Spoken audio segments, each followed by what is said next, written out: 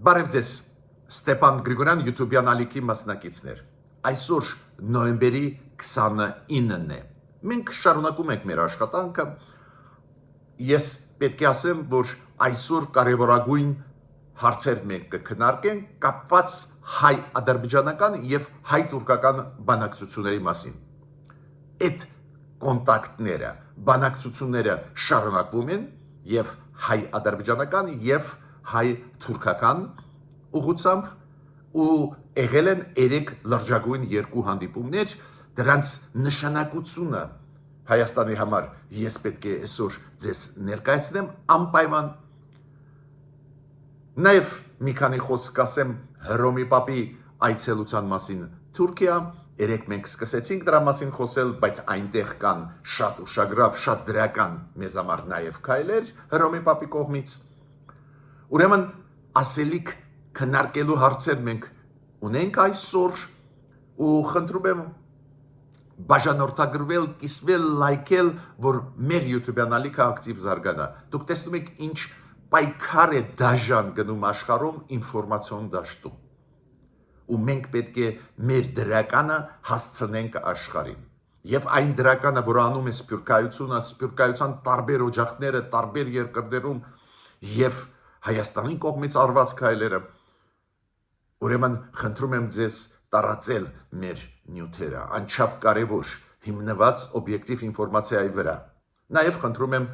աջակցել մեր YouTube-յան ալիքի։ Ձեր ֆինանսական աջակցությունը անչափ կարևոր է, որ մենք կարողանանք էֆեկտիվ շարունակել մեր աշխատանքը։ Հիմա սկսում եմ այսօրվա նորությունների մասին խոսել։ Դուք գիտեք, որ պարբերաբար Միացյալ Նահանգների դեսպանատուն Երևանում պարբերաբար անում է հայտարարություններ կապված այն մարդկանց հետ Հայաստանի քաղաքացիների, ովքեր ստանում են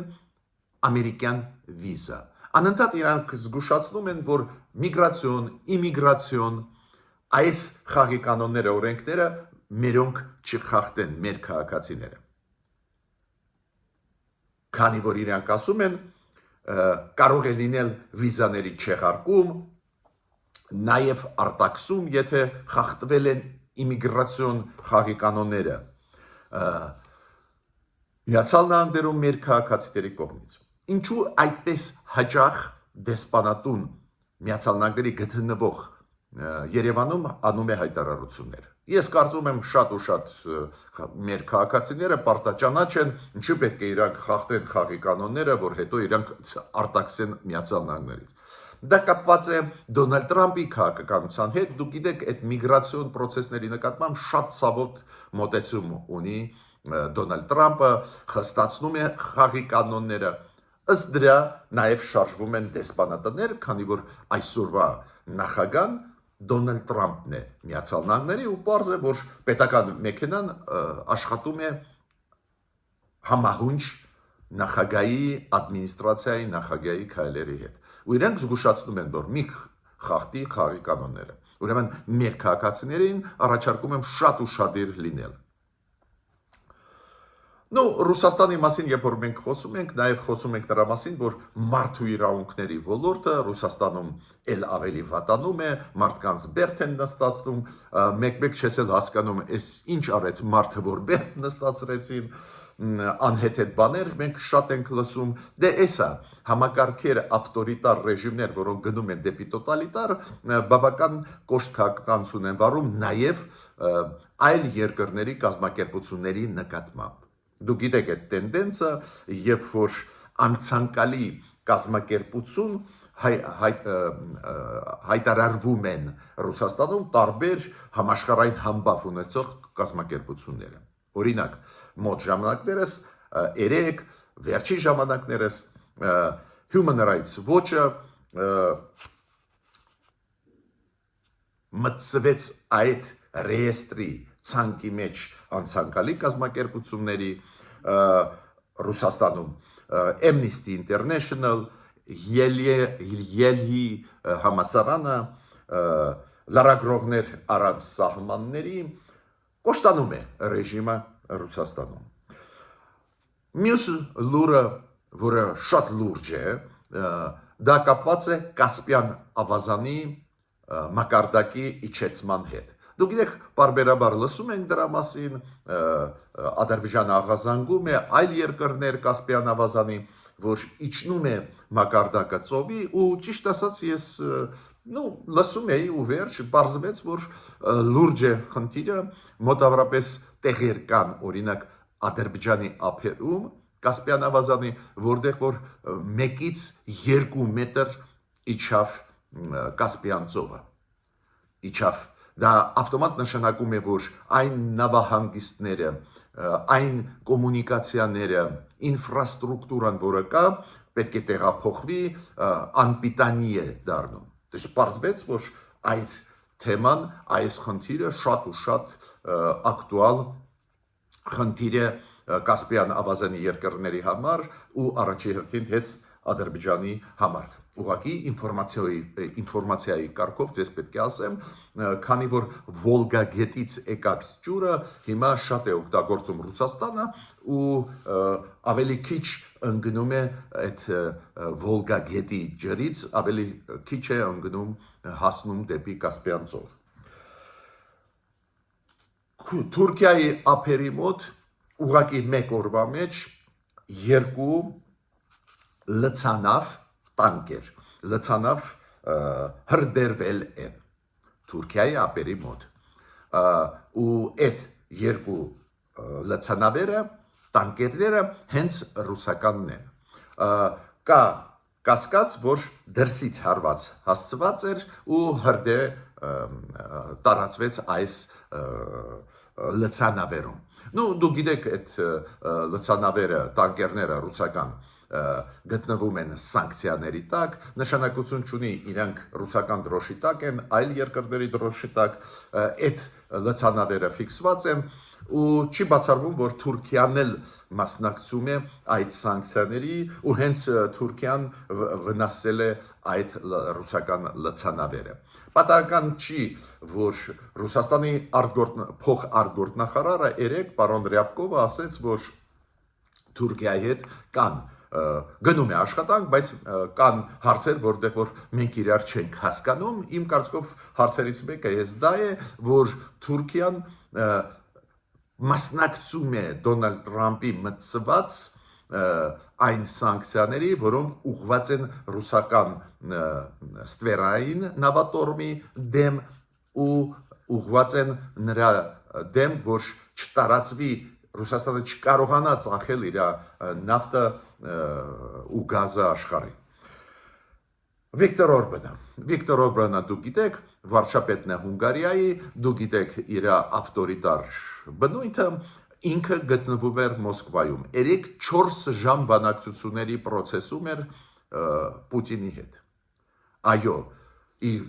Վիկտոր Օրբանի քայլերը պարզ է թուլացնում են Եվրոմիության քայլերը Ռուսաստանի դեմ, այո, ինքը ի վերջո միանում է բոլոր սանկցիաների, Միացյալ Նահանգների, նաև այդ թվում Եվրոմիության Ռուսաստանի դեմ, բայց իր քայլերը հաճախ ոչ հետևողական են ու ինքը օգնում է, որ Պուտինը դուրս գա իզոլյացիայից, մեկուսացումից քաղաքական։ Վիկտոր Օրբանը այն մարդն է, որը դուք գիտեք վետո դրեց այն ծրագրերին, որը սկսեց Եվրոմիությունը Հայաստանի հետ, EPF, European Peace Facility, որը կապված է խաղաղության կառուցման հետ, նաև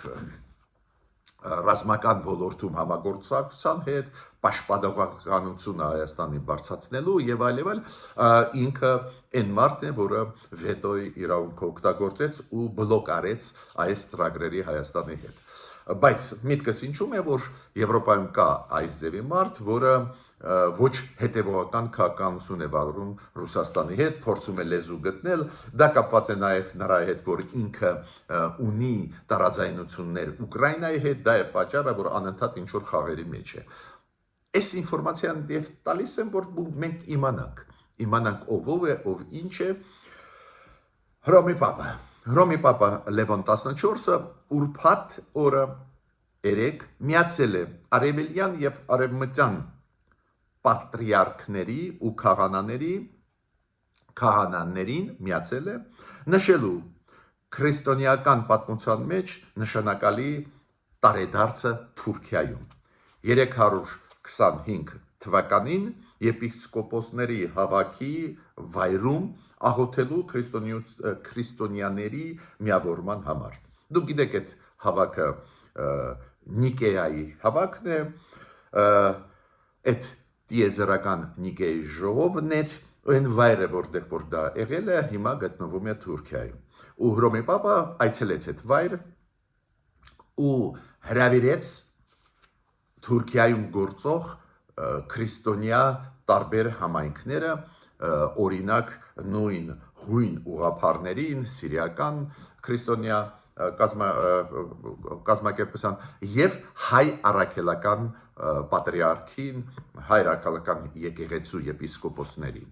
Այդ մեծ պատիվ է, որ մենք մասնակցել ենք, դա ապացուցում է, որ մեր եկեղեցին ամենահին եկեղեցիներից մեկն է, հարգվում է նաև Վատիկանի կողմից, Հռոմի կողմից, ու մենք կարող ենք հպարտանանք մեր պատմությունով։ Պետք է ասեմ, որ Հռոմի Պապի ծրագրում կա վաղը Կիրակի օրը այցելել Ստամբուլ եւ այդ այցելության ժամանակ գնալ Սուրբ Աստվածածին եկեղեցի։ Սուրբ Աստվածածին եկեղեցին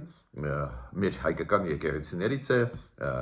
հայ առաքելական եկեղեցու Ստամբուլում։ Ու Պոլիսի հայ պատրիարքը, դուք գիտեք, շնորհակալություն հայտնեց Հռոմի Պապին, որ ինքը պլանավորում է այդ այցելությունով գալ Ստամբուլում հայկական եկեղեցի։ Պեսկովը ասեց, որ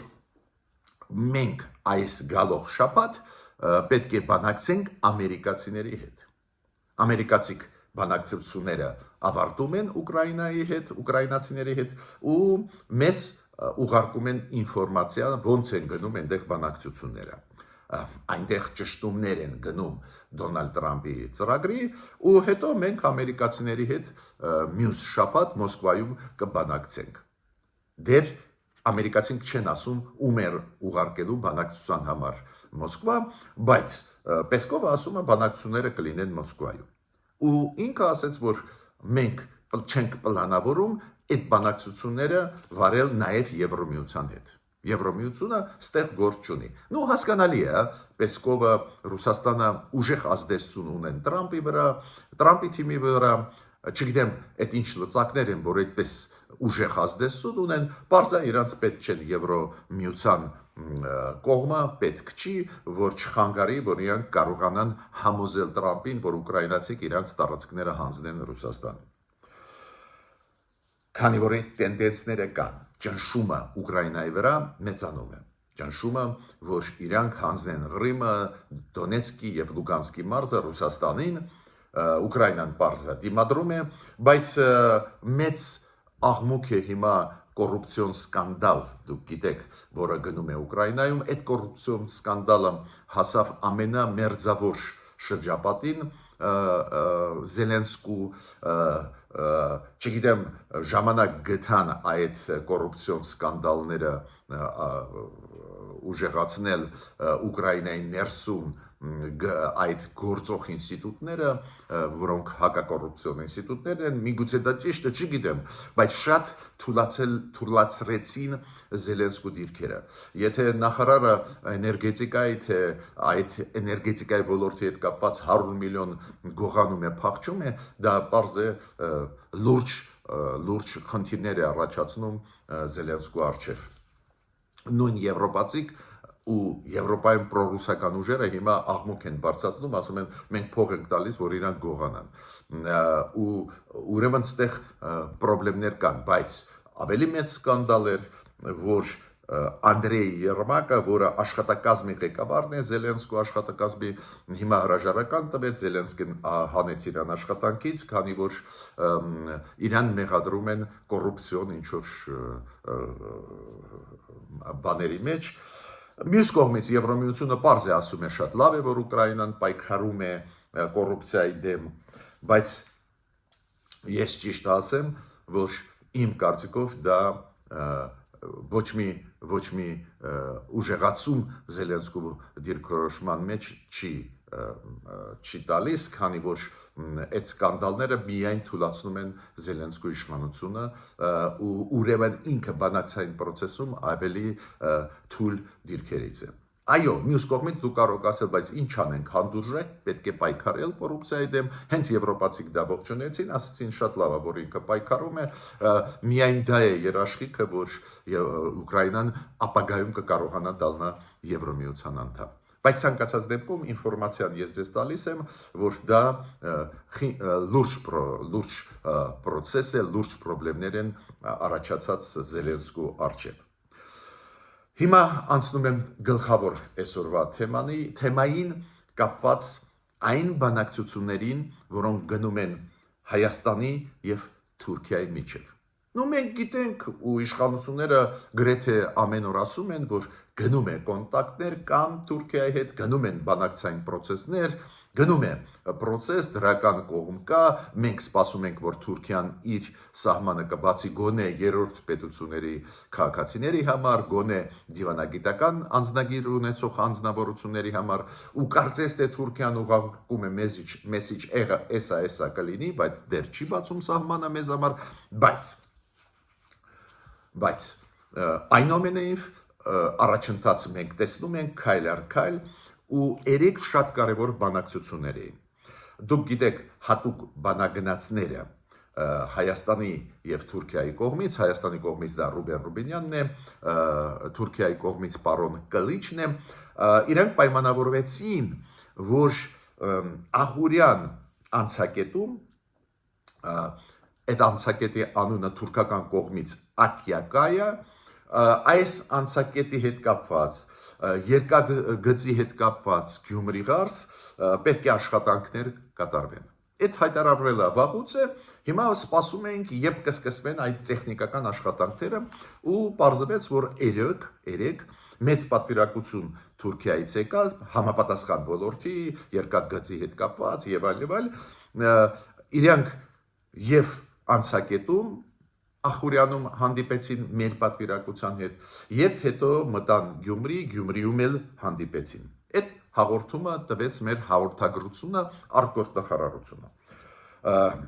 Այդ սահմանի անցակետերում հանդիպում կայացավ հետո Գյումրիում։ Այդ պրոֆեսիոնալ խմբեր, որոնք զբաղվում են նրանով գնահատելու համար ինչ վիճակում է գտնվում Ղարս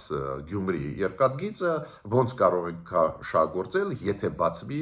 այս անցակետը։ Հիմա ինչ եմ ուզում ասել, անչափ կարևոր ինֆորմացիա է, քանի որ դուք հիշում եք, Թուրքիան հայտարարեց, որ Ղարսից դեպի Նախիջևան երկաթգիծ պետք է կառուցի, որը կնստի նվազագույնը 2 միլիարդ, 3 միլիարդ դոլար։ Հայաստանն էլ ասում է, ինչի եք ուզում դա կառուցել, ինչի եք փող ծախսում։ Մենք այտենց էլ կբացենք ճանապարհ Նախիջևանից դեպի Ադրբեջան։ Ինչի եք հիմա Ղարսից դեպի Նախիջևան մեծ ծախսեր անում, մինչդեռ կա երկաթգիծ Ղարս Գյումրի, պատրաստ երկաթգիծ, փոքր աշխատանքները կատարվելու են ու այդ երկաթգծով նաև կմտնեք նույն Նախիջևան, նույն Մեհրի, նույն Ադրբեջան։ Ու այս հանդիպումը ես այս տեսանկյունից եմ նայում։ Ուրեմն այն ինչ ասեց վարչապետ Նիկոլ Փաշինյանը վերջի ժամանակներս մոտ ապրապես 10 օր առաջ անդրադառնալով հայ-թուրքական հարաբերություններին ու այն մեսիջները, որ անչի եք իզուր ծախսեր անում, 3 միլիարդ այդ մեծ գումար է, էլի, որ այդպես գցեց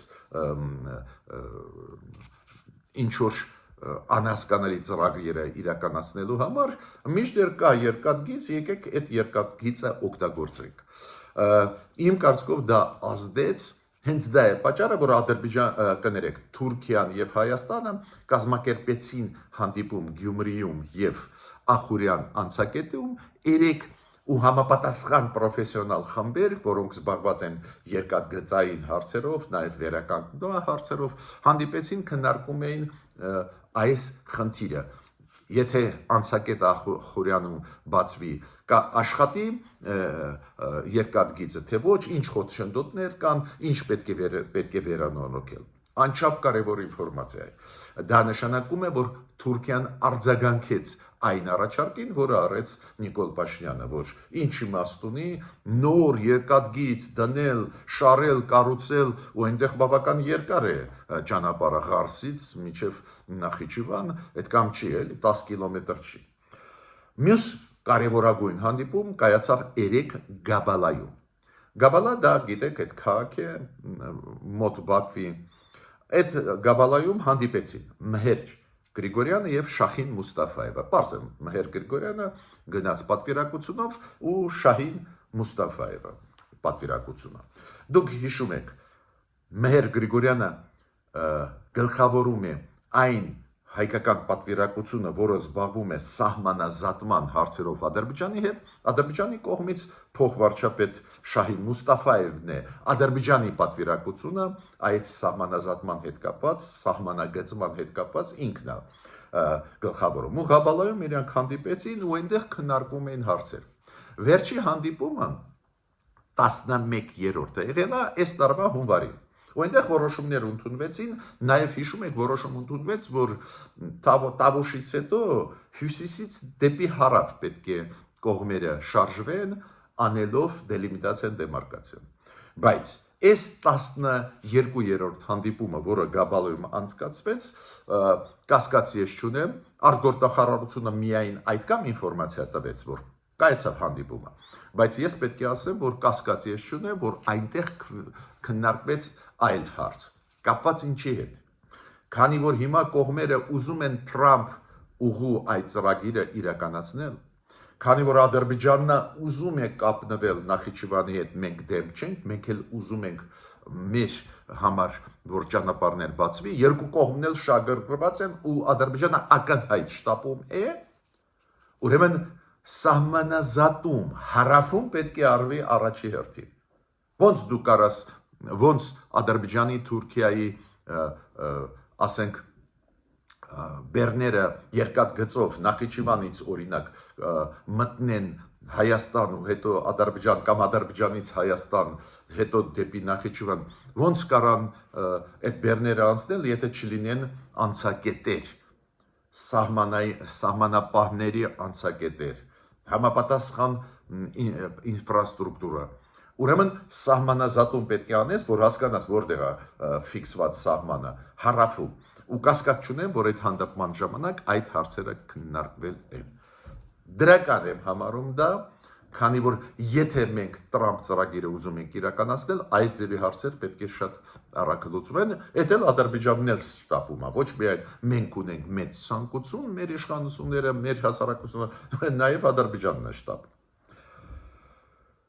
Նաև արտգործնախարարությունը Հայաստանի արեց հայտարարություն այլ հարցի հետ կապված։ Դուք գիտեք, Ռուսաստանը, Թուրքիան անընդհատ առաջ են բրդում, վերջի ժամանակներս Թուրքիան ոչ, բայց Ռուսաստանը առաջ է բրդում 3 գումարած 3 ձևաչափը։ Ինչի մասին է խոսքը։ 3 հարավային Կովկասի պետություններ, Վրաստան, Ադրբեջան, Հայաստան եւ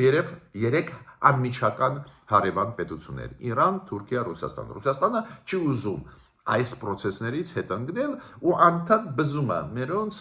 ու Բաքուն, Երևանը եւ Բաքուն բզում է, ասում է ձեր հերթն է, ձեր մայրաքաղաքներում պետք է անցնի 3 գումարած 3 արտգործնախարարի մակարդակով հերթական նիստը այս տարվա եւ մյուս տարվա, ով է առաջինը ընդունելու։ Ու մեր արտգործնախարարությունը ասում է, որ գնում է process եւ կոնստրուկտիվ կառուցողական process է գնում։ Ես դուք գիտեք, մեծ կողմնակիցը չեմ տարածաշրջանային այս ձևի ծրագրին։ Երբ որ մենք աշխատում ենք Թուրքիայի հետ երկկողմ, աշխատում են Ադրբեջանի հետ երկկողմ, Իրանի հետ երկկողմ, Վրաստանի հետ, ես միանշանակ ողջունում եմ։ Երկկողմ հայ, վրացական, ադրբեջանական միանշանակ ողջունում եմ։ Բայց 3 գումարած 3-ը իր մեջ պարունակում է վտանգներ մեզ համար, քանի որ Ռուսաստանը Թուրքիայի հետ մեր դեմ կարող է քայլեր անի, պոտենցիալ։ Ավելի լավ է առանձին Թուրքիայի, Ադրբեջանի հետ լեզու գտնել ու մեզ պետք չեն ստեղ Ռուսաստանի միջնորդությունը կամ օգնությունը։ Դա է պատճառը, որ ես բացասական եմ այս ֆորմատի նկատմամբ, ու լավ կլինի մեզ մոտ չանցկացնել 3 գումարած 3 ձևաչափը։ Իդեպ ասեմ դա 3 գումարած 3 չի, 3 գումարած 2 է, Վրաստանը այսօր էլ կտրականապես հրաժարվում է մասնակցել այդ ձևաչափով աշխատանքի Ռուսաստանի պատճառով, քանի որ Աբխազիան Ռուսաստանի վերահսկողության տակ է։ Չգիտեմ, կարող է Վրաստանը փոխի ձեռքորոշում, բայց չեմ տեսնում այդ տենդենսը։ Հիմա շատ կարևոր քննարկում եղավ Թուրքիայում հատուկ բանագնացների միջև։ Ուրեմն Թուրքիայի կառավարությունը ունի ու Էրդողանը նշանակել է հատուկ բանագնաց, որը զբաղվում է արտաքին հարաբերությունների հարցերով եւ անվտանգության Թուրքիայի։ Ակիվ կլիչ։ Չխառնեք այն կլիչի հետ, որը հայ-թուրքական հարաբերություններով զբաղվում է, այդ այլ բանագնացն է։ Ու Անկարայում ինքը հանդիպեց հատուկ լիազորություններով դեսպան Հալաֆի հետ Ադրբեջանի հատուկ լիազորություններով հատուկ դեսպան նշանակված Իլհամ Ալիևի կողմից։ Ու իրանք այդ երկկողմ հարաբերությունները քննարկում էին, նաև քննարկեցին խաղաղության այդ process-ը, որը տարածաշրջանում գնում է։ Դրանից ավել ինֆորմացիա մեզ չտվեցին, միայն երկու կողմն էլ հատուկ բնակնացները Թուրքիայի Ադրբեջանի նշեցին ու գոհունակություն հայտնեցին, որ լավ է գնում հայ-ադրբեջանական այդ կարգավորման process-ը։ Ավել չասեցին, բայց ես ձեզ ասեմ ինչու իրանք հանդիպեցին։ Ադրբեջանը մինչև հիմա էլ չի տալիս դաբրո համաձայնություն, որ Թուրքիան բացի սահմանը։ Ու թուրքերը հրավիրեցին Ադրբեջանի հատուկ բանագնացին Անկարա քննարկելու, ինչի չեք տալիս, դուք թույլ եք տալիս, որ Հայաստանի համար բեռները Ադրբեջանով մտնեն, օրինակ ծորենը որ մտնի, բայց թույլ չեք տալիս, որ մենք բացենք Հայաստանի համար սահմանը, ուրեմն խմորումները այդ process-ների համար գնում են, այդ խմորումները կարևոր են, շատ միանշանակ դրական է, որ այդ խմորումները գնում են, միանշանակ դրական է, որ մենք երկկողմ բանակցություններ անում ենք Թուրքիայի հետ, առանձին երկկողմ Ադրբեջանի հետ, մենք հիմա վերցրեցինք մեր ձերը մեր ապագան։ Ոչ թե կապում ենք ամեն ինչ ինչ-որ մեկի հետ, որը հետո մեզ քցեց, այլ մենք ինքներս ենք այդ process-ում։ Պարզ է այդ process-ները բարդ process-ներ են, բանակցությունները գնում են, այդպես հեշտ չի, որ արդյունքներ ստանաս, բայց ճանապարհը ճիշտ է։ Ու ես հատուկ նշեցի այն դրական տենդենսները, որը եղան ուղղակի այս վերջի 2-3 օրը, նայենք ինչ զարգացումներ կստանա, բայց ես զգում եմ միշտ մտահոգված էի, համոզված չէի, որ Թուրքիան կբացի, նույնիսկ դրական տենդենսների օրոք, բայց հիմա տեսնում եմ, որ Թուրքիան իրոք պատրաստվում է բացել։ Գյումրիում հանդիպումը համապատասխան գերատեսչությունների ներկայացուցիչների Թուրքիայի եւ Հայաստանի երկաթգծային խնդիրների հարցերի հետ կապված, երկաթգծի հետ կապված նաեւ ցույց են տալիս, որ Թուրքիան կարող է հրաժարվի այն ծրագրից, Հարսից դեպի Նախիջևան երկաթգիծ կառուցել, այլ կաշխատացնի Հարս Գյումրի երկաթգիծը։ Ինչ եմ ուզում ասել, գնում է լուրջ process, դրա մեջ դրական միանշանակ տարեր կան, միշտ էլ կան խնդիրներ, բայց ճանապարհը բռնած Հայաստանի կողմից միանշանակ ճիշտ է։ Միջ նոր հանդիպումներ։